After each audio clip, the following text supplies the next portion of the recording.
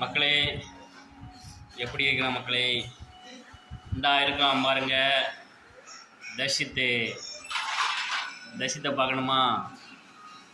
இங்கே வருவான். இங்கே வாங்க தர்ஷித்து. என்ன பண்ணிகிட்ருக்கீங்க? என்ன பண்ணிட்டுருக்கீங்க தர்ஷித்து? விளையாடிட்டு இருக்கீங்களா? என்ன விளையாடுறீங்க? பூச்சி விளையாடுறீங்களா?